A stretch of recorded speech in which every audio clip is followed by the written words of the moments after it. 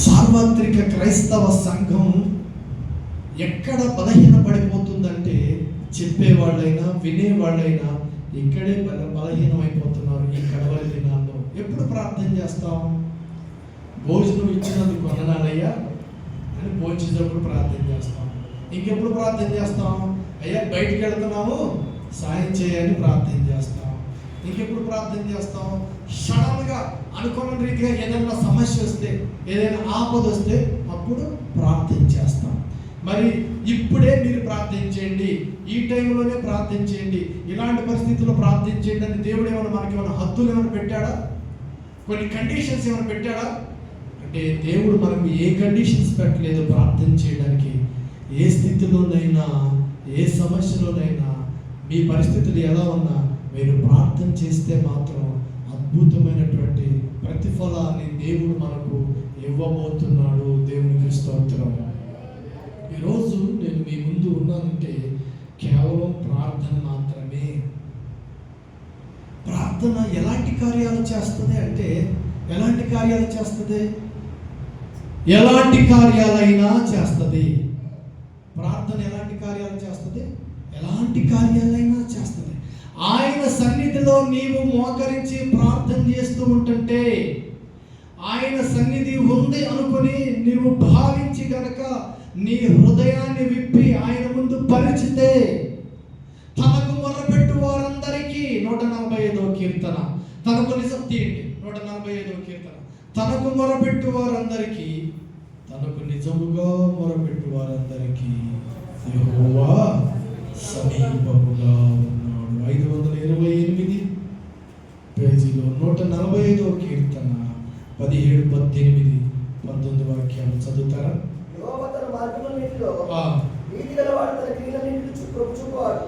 యెహోవా తన మార్గములన్నిటిలో నీతి గలవాడు, తనకు మొర్రపెట్టు వారందరికీ, తనకు మొర్రపెట్టేవాళ్ళు ఉంటా. మన తర్వాత నిజముగా మొర్రపెట్టి, ఇదేంటంటే మొరపెట్టడం ఏంటి, నిజముగా మొరపెట్టడం ఏంటి? ఇక్కడే 2 తేడాలు ఉన్నాయి.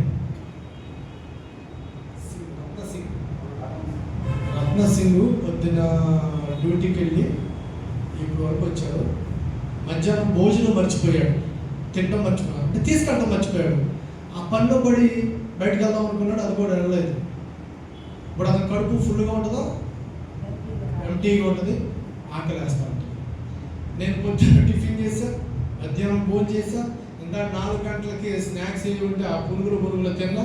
మళ్ళీ వస్తా ఏ టైం అయితే ఏంటని 4 బజ్జీలు కూడా వేసుకొచ్చు. నాకెలా ఉంటుంది? నాకు ఫుల్గా ఉంటుంది.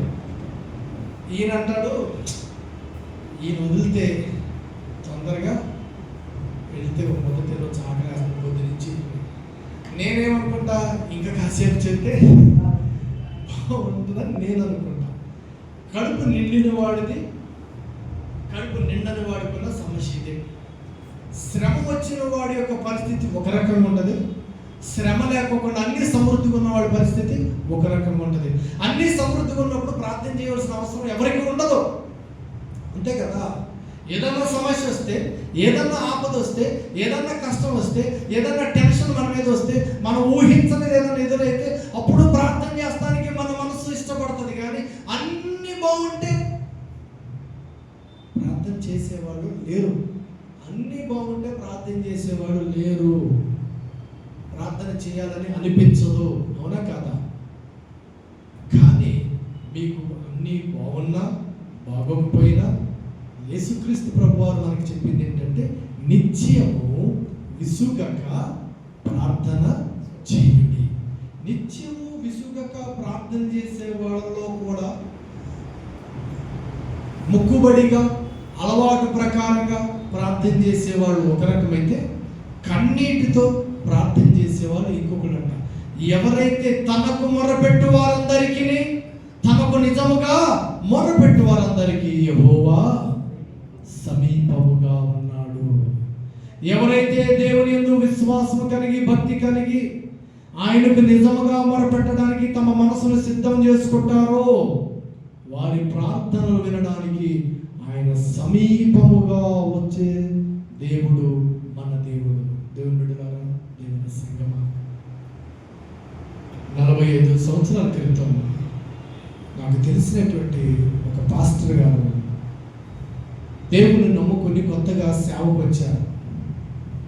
ఆ సేవ ఎలాంటి పరిస్థితుల్లో చేస్తున్నారంటే, ఇప్పుడు చాలా సంఘాలు వచ్చినాయి, ఇప్పుడు చాలా భక్తి పెరిగిపోయింది. ఆ రోజుల్లో సేవ అంటే చాలా కష్టం. ఏదో తహసీల్దార్ దగ్గర అటెండర్గా పనిచేసుకునే ఆయన దాన్ని వదిలేసి దేవుడు నన్ను పిలుచుకున్నాడు, దేవుడు నాతో మాట్లాడాడు, నేను ఆయన కోసం పని చేయాలని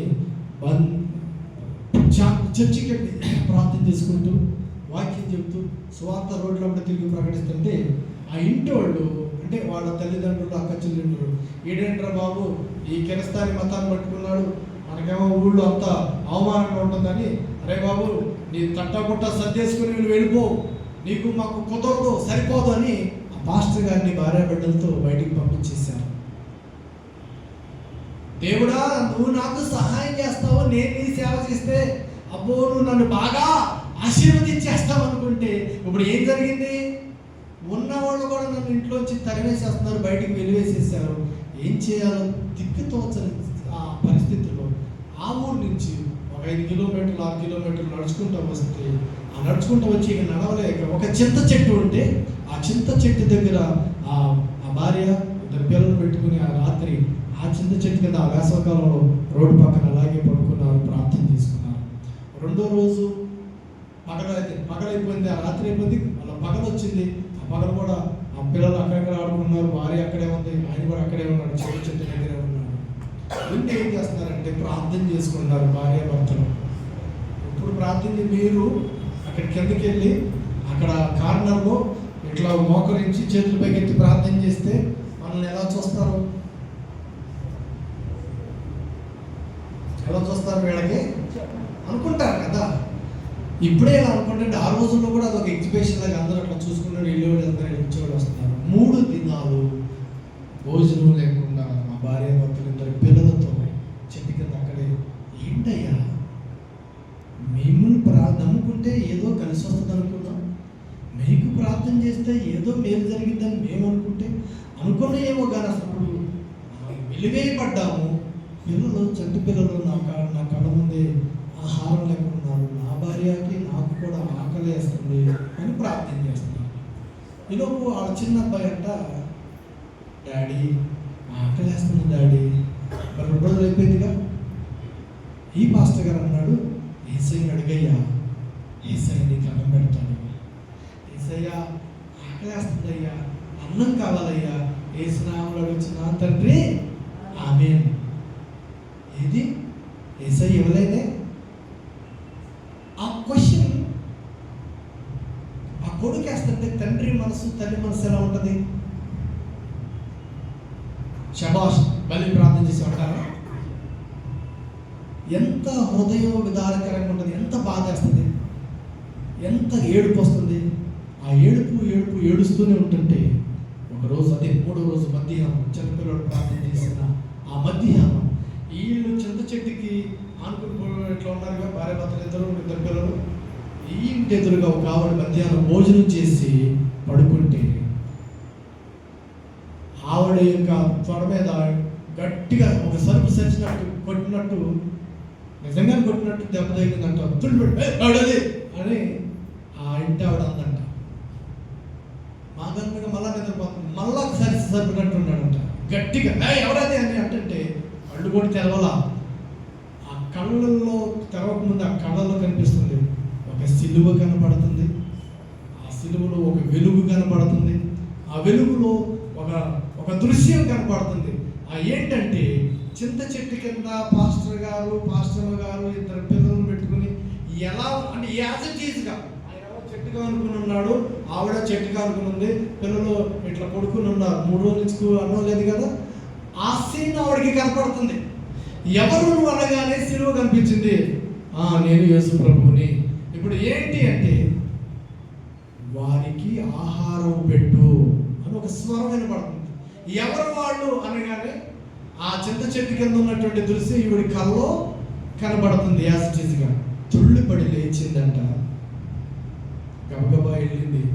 నేను మా ఇంటి వచ్చి చూస్తున్నాను, ఎవరో అందరూ పట్టించుకోను కదా, ఎవరో అనుకున్నాను.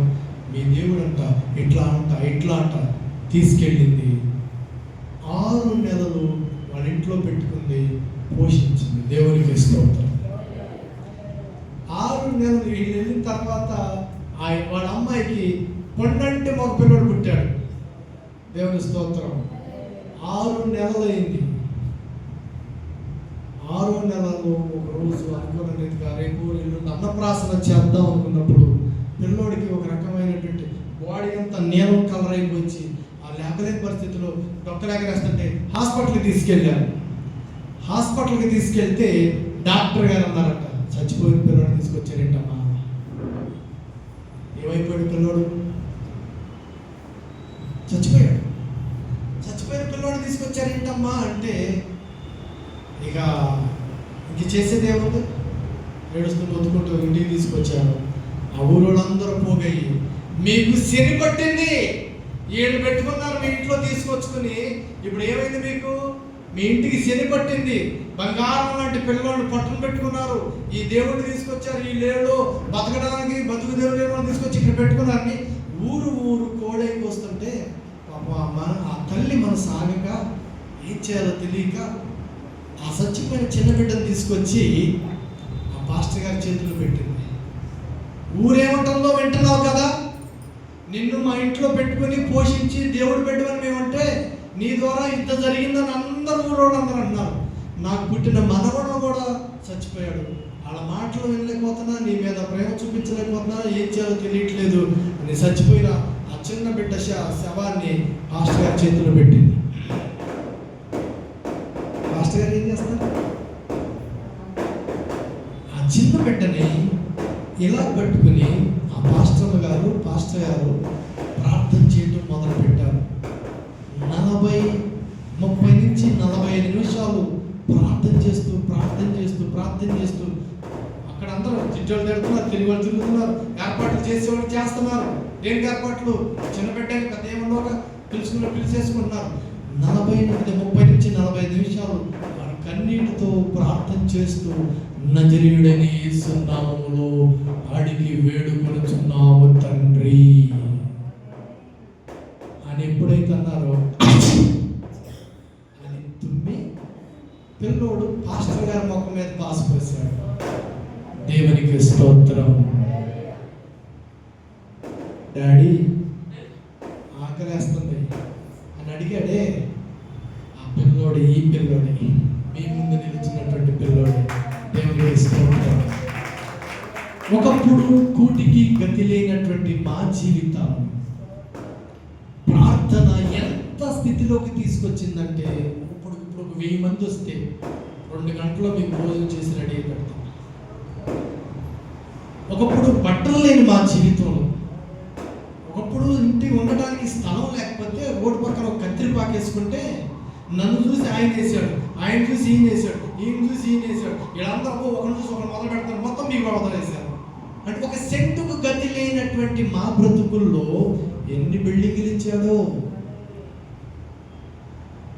కిరస్తాని వాళ్ళని అందరూ వెలివేస్తే మీలాంటి ఎన్నో వేల మందిని, తల్లుల్ని, అక్కల్ని, తమ్ముళ్ళని, చెల్లెళ్ళని, అన్నయ్యని, ఎన్నో సంఘాలను దేవుడు మాకు ఇచ్చాడు. ఇదంతా కేవలం ఒక ప్రార్థన ద్వారానే సాధ్యం. మా అమ్మ, మా నాన్నగారు మమ్మల్ని వదిలేసి సేవకి వెళ్ళిపోతుంటే నడుచుకుంటూ అనేక పరిసర ప్రాంతాల గ్రామాల్లో నడుచుకుంటూ వెళ్ళిపోతుంటే మాకు ఒక చిన్న తాటాకిల్లు ఉండేది, చుట్టిల్లు. మా అన్నయ్య, నేను, 2 చెల్లెళ్ళు ఈ వేసవకాలం ఆడుకుని అప్పుడు కిరసనాయలు సీసా బుడ్లు ఉండేవి కదా, ఆడుకుని అలాగే తలుపులు లేకపోకుండా పడుగట్లా ఓపెన్ చేసుకుని అట్లా పడుకున్నామంట. మా అమ్మ వాళ్ళు వచ్చినప్పుడు 11 అయ్యేది. చుట్టుపక్కల గ్రామాలకి సువార్తకు వెళ్ళి మాకు అప్పుడు కొత్తగా 7 స్థలాలు ఇస్తే అక్కడ ఒక చిన్న ఇల్లు వేసుకున్నాం. మాకు కొంచెం దూరంలో అక్కడ నక్షత్ర హోటల్ అంత దూరంలో ఒక చిన్న హోటల్ ఒకటి ఉండేది. వాళ్ళు పప్పు కడుక్కుంటున్నారు 10-10:30 టైంలో. పప్పు కడుక్కునే వాళ్ళు అరుపులు కేకలేసుకుంటూ మా ఇంటికి పరిగెస్తున్నారంటే ఏంటంటే, అమ్మో పాస్టర్ గారు ఇల్లు తగులాడిపోతుందని ఆయన అరుపులు వేసుకుంటూ కేకలేసుకుంటూ కొంతమంది తీసుకుని వచ్చారు అంట.